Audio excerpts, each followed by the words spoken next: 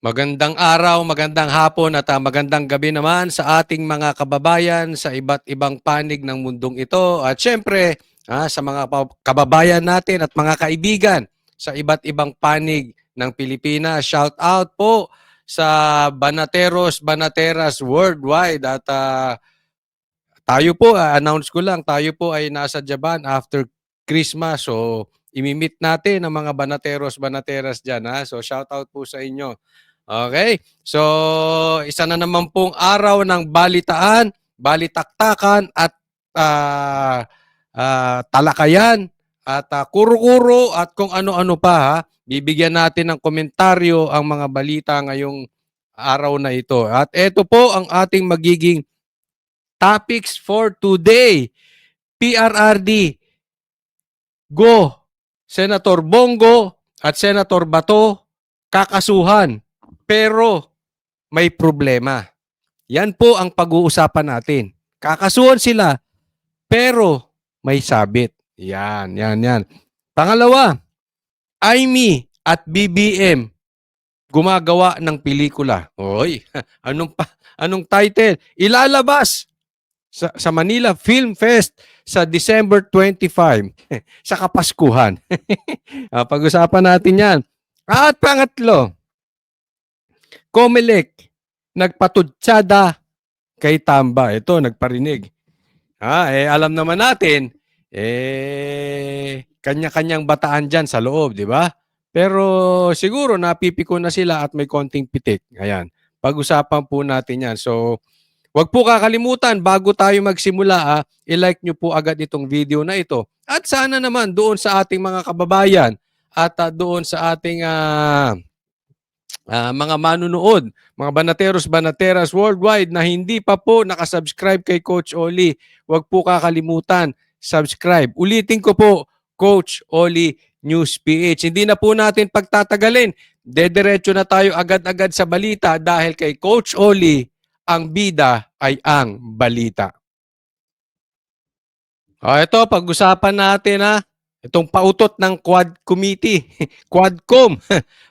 Ididemanda si PRRD. The House Quad Committee has formally recommended the filing of charges against former President Rodrigo Duterte, Senator Ronald De La Rosa, Senator Bongo, among other personalities, for alleged crimes against humanity in relation to the crimes against humanity.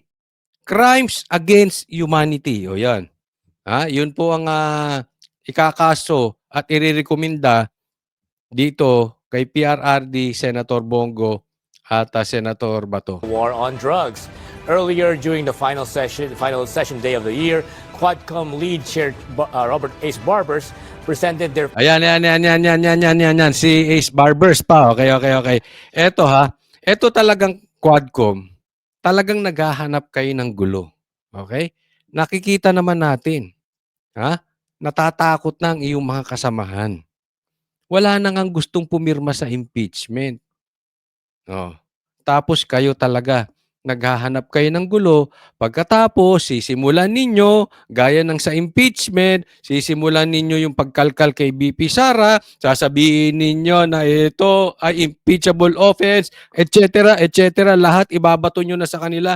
Ang dulo, wala. Anong nangyari sa inyo? Mr. Announcement. Hindi naman natutuloy, di ba? Announce kayo ng announce. Eto na naman kayo, mag-a-announce na naman kayo. Irirekomenda nyo. Eto si Barbers, puro rekomendasyon. Di ba? Anong una niyang ginawa? Eto Huwag ka magagalit, Senator, Senator tuloy. Congressman Barbers, di ba merong nababalita? Hindi ko po sinasabing totoo to o hindi totoo. Nasa husgado ang desisyon, hindi para sa akin ang maghusga.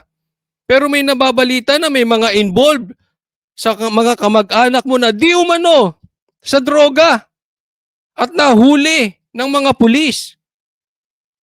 Di ba? Anong ginawa mo? Nirerekomenda mo sa NBI na imbestigahan to. Pinahahanap mo yung mga nagbabalitang vloggers. Di ba? Ganyan ang gusto nyo, puro magrekomenda eh. Pero teka muna, Barbers, sana instead na nirekomenda mo na imbestigahan to ng NBI, sana ni-research nyo kung sino-sino itong mga vloggers na ito kesa announce kayo ng announce. Kasi ang datingan, pag announce kayo ng announce, puro lang pananakot. 'Di ba? Ako hindi ko nga binalita yun eh. Pero napapanood natin yun, nababalitaan natin yun, nilabas ng media yun. Anong ginawa mo, Barbers? Imbis na itinanggi mo. Kasi kung hindi naman totoo, at politiko yung mga kamag-anak mo, kung hindi totoo, sana tinanggi ninyo na hindi kayo involved sa droga. Anong ginawa mo? Pinaiimbestigahan mo yung nagbalita. Sabi nga ika nga, don't kill the messenger. Ibinalita ng ibang vloggers eh. Hindi po ako kasama doon ha. Pero kahit hindi po ako kasama doon sa nagbalita, hindi po tama na paiimbestigahan nyo sa NBI. Tingnan nyo muna, may katotohanan ba yung sinasabi ng vloggers? Kung may katotohanan, bakit nyo paiimbestigahan sa NBI? Kung wala namang katotohanan, di sana itinanggi nyo. Lagi kayo nandiyan dyan, may mga privilege speech kayo, nasa TV kayo, may press con kayo, meron kayong quadcom. Ibalita ninyo. Itanggi ninyo, di ba? O ngayon, meron ka na naman irirekomenda. O nakasuhan, itong sila PRRD, si Senator Bongo at si Senator Bato. Teka muna, Senator ako na Senator, Congressman Barbers. Natatawa na lang kami eh. Ang dami kong natatanggap na mga komentaryo. Hindi nyo ba nababasa? Of all people, ikaw pa magre-recommenda niyan. Meron nga kayong dawit. Hindi ko sinasabing totoo to o hindi. Pero may anomalya eh. May alingas-ngas, may usok. Hindi mo nga tinatanggi. Halimbawa, sinabihan ka, ikaw ay bangag, ikaw ay adik. Halimbawa lang ha. Hindi ko sinasabing totoo. Halimbawa lang. Tapos ikaw pa magpapaimbestiga, ikaw nga may anomalyang droga. Itanggi nyo muna. Yun po ang punto ron. Itanggi nyo. Kung hindi totoo, hindi totoo. Itanggi nyo, pakita kayo ng proof sa media. And nagalit kayo doon sa vloggers na nagbalita nun. Ano ba naman tayo? So pag kami nakita yung mga vloggers na masama, tumahimik na lang. Sambahin kayo. Dilaan ng puwet nyo na parang mga tuta. Ganun ba? Hindi naman dapat ganun. Tapos may gana pa kayong paimbestiga na crimes against humanity, yung war on drugs ni PRRD. May droga na naman. Sir, nagtatanong lang, huwag ka magagalit. Ba't magalit na galit kayo sa drug war ni PRRD na dati naman ay hindi? Dati naman ay gusto nyo si PRRD. Sir, bakit galit na galit ka at 10 ng iyong mga kasama sa war on drugs ni PRRD? Diba? Sana siguro, kung kayo galit na galit sa droga, pa-drug test muna kayo. Lalo na yung may mga ano dyan, yung may mga anomalya. Again, hindi ko sinasabing totoo. Pero syempre, kung may usok, may sunog. Diba? Patunayan nyo yung sunog na yung galing sa barbecuehan. Hindi na susunog na droga. Ganun lang kasimple yun eh. Bago kayo paimbestiga ng paimbestiga, recommend dito, recommend. Alam mo yung parang si Raulo nagre-recommenda na itong taon to dalhin mo sa mental. Parang ganon. Diba? I mean, locus talking. I'm not saying na gumagamit po kayo o bangag kayo. Hindi ganon. Sana lang itinanggi nyo muna na hindi totoo. Walang nadinig ang taong bayan na hindi ito'y totoo eh. Hindi nyo itinanggi. Pinaimbestigahan nyo lang sa NBI. Oh, di ba? Dahil hindi na epektibo yung impeachment. Punta naman kayo kay PRRD ngayon. Di ba? Well, anyway, kung gusto nyo magdemanda, kung gusto nyo, walang problema. Sabi nga ni PRRD, pati yung ICC, papasukin nyo na eh. Ako, galit na galit kasi na ang taong bayan sa announcement nyo ng announcement. Tapos hindi nyo naman tinutuluyan. Diba? Tigil nyo na yung hearing dyan sa Quadcom patungkol sa Duterte. Move on na kayo. Pag may time, move on din. Tapos, demanda nyo na. Gusto mo, tatlo-tatlo kada araw, i-demanda nyo si PRRD. Gusto nyo rin, i-impeach nyo si BP Sara araw-araw. O, di ba? O gusto nyo, papuntahin nyo rin 3 times a day ang ICC, walang problema. Basta totoo. Huwag yung nananakot kayo, inire-recommenda namin sa NBI, inire-recommenda namin sa Korte, inire-recommenda namin sa DOJ, ay, pwedeng papasok ang ICC, impeachable offense. May natuloy na ba? Nga. Kailan natutuloy di ba? Yun ang nakakaasar. Ginagawa nyong trial by publicity. Ano, para siraan lang sa publiko sila Duterte. Lahat po ng Duterte. Simula kay PRRD, BP Sara, etc. Pati nga si Pulong, dinadamay nyo na eh. Pero pagka talagang seryosohan na, takot naman kayo magdemanda. Takot naman kayo mag-impeachment. Diba? Ito parang naaalala ko yung mga kaibigan ko before. O pagdating sa sa basketball, usapang basketball tayo ha. Pagdating sa limahan, ang galing mag-basketball. Pag sa liga na, nervyoso. Pag totohanan na, salita, may referee, nervyoso na. Pag laro-laro, ang tatapang. Oh, ganyan kayo. Mahilig kayo mag-announce, pero pag totohanan ng demanda, pag totohanan ng impeachment, pag totohanan ng ICC, patungkol sa Duterte, duwag kayo. Wala pa nga pumipirma sa impeachment eh. Tama or tama-tama. O, di ba? Progress report. Among its contents was the case filing recommendation. According to Representative Barbers, witness testimonies corroborated by evidence. Natatawa ako pag talaga si Barbers pa talaga. Ay, naku, pag ito yung babanggitin. Ha? Ito yung muka. Yan 7 na yan. Kulang dyan sino kulang dyan? Sino makulang dyan? 7 yan eh. Oo. Yan. Yan ang tagatahol ni Tamba. Isang pulis na umaalyado di umano sa isang NPA, na isang pastor na may anomalya din sa kung ano-ano, party list dito, party list doon. Yung mga hindi naman kilala yung iba dyan dati eh. 2 lang ata kilala dyan eh. Panahon ni Tamba, bakala mo hari ng Pilipinas itong 7 ito? Di ba? Kung mga asta itong mga ito, akala mo Diyos. Lalo to si Abante, preach ng Bible. Dinamay pa yung simbahan niya na ibinoto raw si PRRD, itinanggi siya tuloy. O hindi naman daw. O di pahiya ka ngayon. Di ba? Fake news ka, Abante. Revealed a system that allegedly incentivized the killing of drug suspect, a system allegedly modeled after the so-called Davao template and replicated nationwide. Following the presentation of their initial Ang tagal na yan, pustahan tayo, wala na naman mangyayari. Nag-announce na naman sila. Maana kay Boeing tong mga to, Mr. Announcement. committee report, the House as a whole has adopted it. Alam mo totoo niyan, PRRD, matindi ka talaga. Tindi ng karisma mo, PRRD. May edad na yan ha, partida. Alam mo kung ba't walang nangyari-yari dyan sa mga yan? Takot kay PRRD. Yan ang totoo dyan. Takot kay PRRD. And likewise approved the motion to transmit the progress report to concerned agencies for the filing of appropriate charges. This report is not merely an account of our work, Mr. Speaker.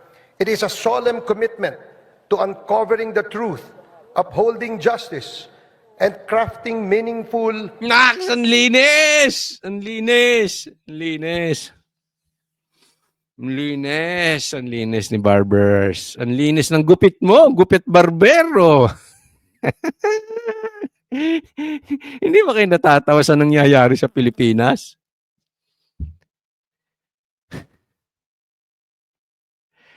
Child abuser, convicted child abuser, korte po nagsabi, nagpakulong ng abogado. NPA, nagpa-contempt ng general. May anomalya yung mag-anak. Di umano ha? Hindi pa nga nila sinasagot kung totoo, hindi eh. May anomalya sa droga, nagre-rekomenda laban dun sa war on drugs. Ang galing mo, Tamba! Mismo ka, mismo. Sino naghahabol?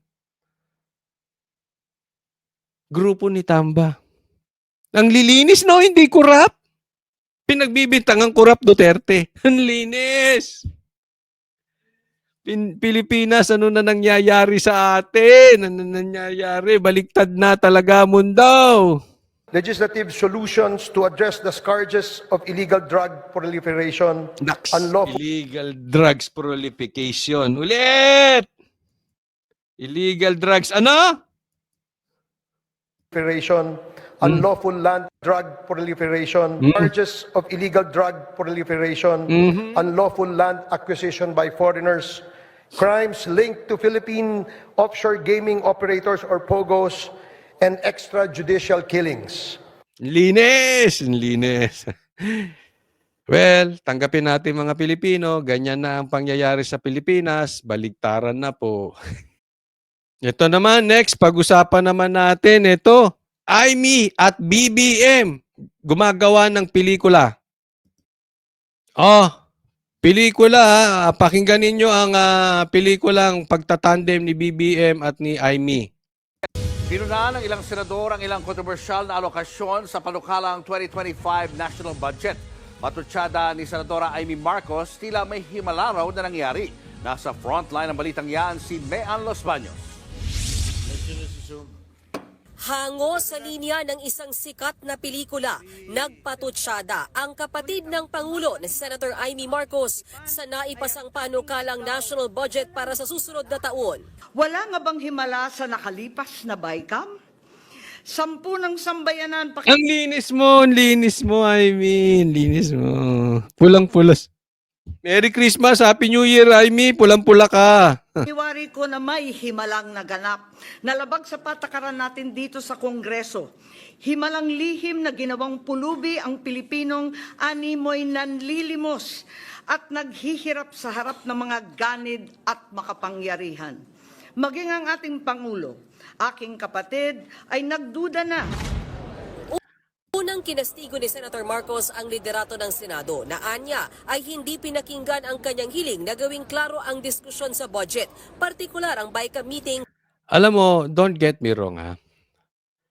Hindi ko sinasabing mali yung ginagawa ni Aimee. Tama naman yun eh. Kini-question niya, lalo na yung naging budget. Lalong-lalo na dito sa budget patungkol sa AKAP.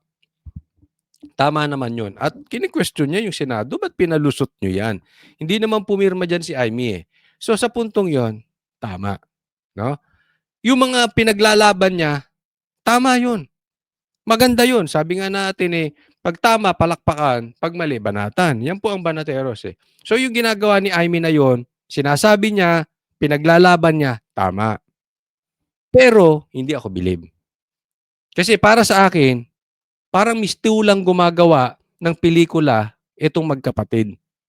Ha? Nagreklamo ang taong bayan, reklamo, pasok si Aimee, kunwari nagagalit siya kay Bongbong Marcos, ganyan-ganyan, etc., hindi na lang niya i-text. But anyway, sinabi niya pa dyan sa kanyang mga speeches, etc., tapos ibibito to, hindi pipirmahan ni Marcos. Di ba? Pag hindi niya pinirmahan yan at nabago yung budget, sino hero? Tanong ko sa inyo. Sino hero? Alam mo, tinutulak din ni Senator Bongo to ha. Hindi lang siya maingay katulad ni Aimee. Pero galit din siya doon sa pagpapasa ng budget na yan, including Senator Bato. Ito lang si Aimee, madalas din lumabas sa mainstream media. Alam naman natin kung bakit. Di ba? Si Aimee ang maingay dyan. So tama yan, pero mag-iingat tayong Pilipino. Parang awa nyo na. Huwag kayong papabudol. Sakyan lang natin si Aimee. Sakyan lang natin. Anyway, sinakyan din nila si Sara eh. Di ba? Ginamit nila si BP Sara para makaupo yung kapatid niya eh. Imposibleng, Kung totoong adik yung kapatid ni Amy na si BBM, totoo man or hindi totoo, alam ni Amy yan. Alam ni Amy kung may problema si BBM o wala. Alam ni Amy kung nakikialam si Lisa o hindi. Bakit hindi siya nagsalita? Bakit kinonvince pa rin niya si BP Sara na bumaba bilang Vice President? Di ba? So ginamit nila si BP Sara. Tayo, gamitin lang natin. Sige. Maganda yung pinaglalaban mo nang hindi matupad yung napakalaking budget ng AKAP. Dahil gagamitin lang yan sa vote buying, na legalized vote buying ng kampon ni Tamba. Yung grupo ni Tamba. Okay yan, maganda yung sinasabi mo. Pero mag-iingat, okay? Huwag papabudol ulit. Gamitin lang natin sila. Ha? Baka mamaya mabudol na naman kayo sa salita na ito sa media. Pelikula lang yan. Good cop, bad cop. Kunwari bad cop si BBM for the meantime kasi mag-e-eleksyon. Sino ang good cop? Si Amy. Pag binito, ay, pinaglaban ko yung budget na hindi matuloy sa AKAP. Mo, di ba? Wag tayong papaloko. Tandaan nyo, Marcos yan, budol-budol yan. Bago ito papirmahan sa kanila. Gate ng senadora, hindi sila binigyan ng paunang kopya bago papirmahan ang BICAM report. Sa kasamaang palad, hanggang ngayon lahat kami ay nangangapa sa dilim. Paano naman ako pipirma sa blankot kulang-kulang na papel? Tama naman si Amy doon. Sinita ni Senator Marcos ang lumusot na higit 1 trillion pesos na budget ng Department of Public Works 1 trillion, no? Oh, samantalang DepEd, wala. Ay binawasan. Tapos yung PhilHealth, wala. and Highways o DPWH. Kinwestiyon din ng senadora ang mas malaking pondo na ibinigay sa DPWH kesa sa sektor ng edukasyon na paglabag daw sa konstitusyon. Tama, Laking mali gulat yun. din daw ni Senator Marcos ang paglusot sa BICAM ng pondo para sa ayuda para sa kapos ang kita o AKAP na una nang tinanggal sa Senado. Ayan ba ang himala? 26 billion na panakip butas, 26 billion na dapat sana ay lunas sa 26 billion na. Billion. We are talking about billion dyan sa AKAP na yan. 21 billion dyan sa kampo ni Tamba. 21 billion as in B. As in bangag. Billion. halip ay inutas-utas. Saan mapupunta yan? Di ba? Iisa lang daw ang basa ni Senator Marcos. The drastic cuts in priority programs and the realignment to unnamed, mysterious infrastructure VIP projects, as well as the politicized social protection will be perceived in a brutal election year as simply vote buying. Yun, kasi pa-election sa 2025. So may ayuda. Saan ibibigay itong ayuda? Bukod doon, may AKAP na, may AX pa. Ito naman daw doon sa may mga trabaho. Di ba? Ginagawa nating ano. Alam mo, ang ayuda, limos yan. Ginagawa niyong pulubi ang bansang Pilipinas. Ginagawa niyong pulubi ang mga Pilipino. Ganito rin ang sentimiento ni Senate Minority Leader Coco Pimentel sa pagpapalusot ng BICAM sa AKAP funds. Kasama ng Senado sa maling programa. May mali. Hindi ko naman maintindihan sa Senado. Alam mo, okay lang yun sa Kamara eh. Alam naman natin yung karakas ni Martin. Siyempre, hawak niya yung Kamara, di ba? Alam naman natin yung galawan dyan. At especially, karamihan dyan, re-electionist. Kasi 3 years lang sila eh. So, lahat yan, tatakbo ulit sa 2025, kailangan nila yung budget. Nauunawaan naman natin yan. Hindi ko sinasabing tama ah. Alam naman natin yung galawan dyan nila Martin, yung kampo niya. Pero pa din naman Senado. Nabigyan lang kayo ng 5 bilyon. Nagsipirma naman kayo. Something is wrong. Nagpasalamat naman si Senator Marcos na ipinagpaliban muna ng Pangulo ang pagpirma sa panukalang 2025 national budget. Nanawagan na ako sa aking kapatid, ang ating mahal na Pangulong Bongbong, na kung mahina ang aking boses mag-isa, ngayon nawa ay marinig mo ang sama-samang sumamon ng taong bayan. Sinong bida? Amy. Sinong bad cop? BBM. Good cop? Amy. Palakpakan, wag. Hindi. Tama, palakpakan. Pero wag niyo iboto, ha? Mag-iingat. Si Amy Marcos yan. Hindi kailangan pang umabot sa veto, kundi ibalik na lamang sa BICAM. Huwag na munang pirmahan hanggat di pa nasasaayos muli nating mga mambabatas. Ayon naman kay Senate Finance Committee Chairperson Senator Grace Poe, isa itong mabuting senyales ng demokrasya. May kapangyarihan Gumaganyan kapag Grace Po Piatos. Baka ikaw si Grace Po Piatos. Hindi, baka ikaw si Mary Grace Po. Anyway, bigla naman, yan ang demokrasya.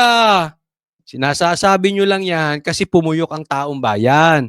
Di ba? Alam nyo, eto yan ha. Huwag nyong kakalimutan. Nadidinig tayo. Nagsisiurong. Yung impeachment, wala na. Asa na yung impeachment? Nga na. Magpapasko na. Wala pa rin. ICC, magpapasko na. Wala pa rin. Di ba? Ano na sila eh. Eto, hindi na rin pipirmahan ni Marcos. Ipapagpaliban. Di ba? Yung sigaw nyo sa social media, kala nyo hindi dinig yan? Kahit hindi kayo vlogger, isigaw lang nyo ng isigaw sa Facebook, sa YouTube. Sige lang. Bakbakan nyo. Kasi tinan nyo, natatakot. Natatakot silang pumirma sa impeachment ni BP Sara, itong mga kongresista. Natakot si Marcos na hindi pirmahan. Di ba? Alam mo, may impact kayo. Publiko, may impact po kayo. So maraming salamat sa tulong ninyo. And patuloy po tayo mag-ingay. Yan yung sinasabi ni BP Sara. Yung bukod sa peaceful assembly, yung marinig kayo ng gobyernong ito. niya ang Pangulo na pag-aralan at kung aaprubahan o hindi ang panukalang pambansang pondo. Nagbabalita mula sa front. Ayan. So, successful. Successful ang atin. Pero huwag kayong titigil. Kahit Pasko, tayo. Kasi baka ilusot nila yung mga kalokohan nila. Ha? Kasi ang balita po dito ay bukod sa ipagpapaliban, talagang may nanginig. Yan po ang balita sa reliable source po natin na may nanginig talaga. Naramdaman, sa madaling salita, ramdam po kayo. Kaya nagbabago-bago sila ng style. Kaya nga naghahamon tayo ng impeachment eh. Di ba wala na? Ramdam po kayo. Maraming salamat po. Next po tayo. Ito, pag-usapan natin, pasaring ng COMELEC kay Martin. Thanks, Iya. Samantala, nakiusap ang COMELEC sa mga politiko, huwag nang umeksena sa pamimigay ng ayuda, lalo ngayong palapit na ang eleksyon 2025. Maghirap silang pigilan ayon sa isang ahensya pero pwedeng isumbong ayon sa isa pa. Nakatutok si Sergio Aguinaldo. Ayuda sa ilalim ng tupad para sa mga nawalan ng trabaho. Tupad sa nawalan ng trabaho. O tulong sa may kita nga pero kapos naman sa Ang AKAP, ayuda sa kapos ang kita program. Palimos. Huwag nyo na, palimos ang ilagay nyo dyan, paakap-akap pa kayo. ilalim ng AKAP. May ayuda pa nga sa mga kailangan ng tulong sa pagpapalibing at iba pa. Hindi tutol sa mga yan ang Commission on Elections o COMELEC. Pero sana raw walang umeekse ng mga politiko sa pamamahagi lalo't papalapit na ang 2025 midterm election. Naku, COMELEC, nagpasaring sa'yo, tamba sana walang walang epalitiko. Sino pa ba naglalagay ng mga pangalan sa mga pinamimigay? Si PRR, di ba, naglalagay ng pangalan? Hindi ba yung mga tropa lang ni Martin? Si Martin napakahilig, pati nga tingog, lagay ng pangalan. Pera naman ng taong bayan. Nagpasaring ng COMELEC. Para sa akin, yan talaga yan. Binabanatan ka, Martin. Hindi lang madiretso, ikaw nakaupo kasi. Kinakailangan na yung pagpapatupad naman ay meron naman pong panuntunan na maliwanag na hindi magagamit sa pangangampanya. Hindi dahil sa kagustuhan ng isang politiko, excluded ka, o kagustuhan ng isang kandidato, hindi ka dapat makasama o makasama ka. Pero sabi ng Labor Department na nangangasiwa sa pamamahagi ng tupad, hindi madaling pagbawalan ang mga politiko na dumalo sa mga payout ng ayuda. Yan po ang isa sa mga challenges ng Department of Labor and Employment kasi karamihan naman po ng constituencies ng mga atin pong mga politician, local government official, ay doon po sa kanilang area. At wala naman po kaming istriktong regulasyon, pagbabawal kung sila po ay napadaan. Nako, maniwala ako sa inyo, hindi po totoo yan, sir. Ano sabi niya dito? Mahirap po kasing pagbawalan yan. Dahil syempre, pag namigay sila, halimbawa, namigay ka sa isang lugar, halimbawa sa Lawag, sa Ilocos Norte, sa Davao, sa Cebu, sa Maynila, di ba? Syempre, may nakaupo diyang politiko. Di ba? So, pag namigay sila, wala namang pinagbabawal na paano kung napadaan sila. Pasensya na po, ako hindi naniniwala doon na napadaan. Kasi usually, pag mamimigay kayo, dyan pa lang sa ground, nakiki-coordinate na kayo sa police, sa barangay captain, sa mayor, sa congressman, o kung sino man. Diba? Para maiayos yan. Hindi yung napadaan lang basta, oy, napadaan ako rito, o ako na mamigay niyan. Hindi po dapat ganon. Dapat, may palutuntunan kayo. Halimbawa, nakalagay, ito ay proyekto ng hindi kung sino mang politiko. So kahit na ganapin yan sa lugar nila, hindi sila epal. Ito ay pera ng taong bayan. Hindi yung, kami po ay nagpapasalamat sa pangangasiwa ni Congressman ganito dahil natupad ito ang kanyang pamimigay ng ganito, ganire. Huwag na tayong maglokohan, sir. Alam naman natin yan eh. Minsan kinukonsinti nyo rin. At na medyo nagpakita po doon. Ang amin lang po Hindi ko sinasabing sinisikap, hindi si sir hindi mismo si sir. Gawain naman kasi yan dati pa. 'Di ba? Huwag mo na lang palusutan. 'Di ba? Let's call a spade a spade. Mas po doon sa pamumulitika ang pagpakaloob po ng mga benepisyo. Aminado rin ng Social Welfare Department na dinadaluhan ng mga politiko ang pamamahagi nila ng tulong. Minsan kongresista, minsan lokal na opisyal. Kapag meron pong mga presence ng mga partners natin, ng mga legislators, that is in exercise of their oversight functions. In some activities, may mga local partners tayo who are present primarily because they extend assistance to the DSWD. Pinapahiram po nila sa amin yung kanila pong mga covered court, yung kanila din pong mga security. Yan. Buti pa si ma'am, inamin. Aminin nyo na yung totoo. 'Di ba? Kasi kailangan nyo yung covered court, doon kayo gagamit. Kailangan nyo ng assistance, yung security, doon kayo gagamit. So magpapaalam kayo. 'Di ba? So sasabihin nyo kung sino man yan, mayor na yan, sino man tao dyan, basta kung sino man yan. 'Di ba? Sa madaling salita, huwag na tayong maglokohan. Huwag nyo sasabihin nyo napadaan. Aminin nyo na, gawa na lang natin ng paraan. Halimbawa, para sa akin, sabihin ninyo, ito ay proyekto ng gobyerno at ng hindi kung sino mang politiko. Ganun. Maglagay kayo ng tarpaulin. Ipagbawal nyo, sir, bawal yung pangalan nyo. Huwag nyo ilalagay yung pangalan nyo dyan sa pamimigay. Huwag nyo ilalagay yung party list yung tingog. Yung mga ganun ba? Huwag ikaw ang namimigay. Kung gusto mong dumaan ka lang.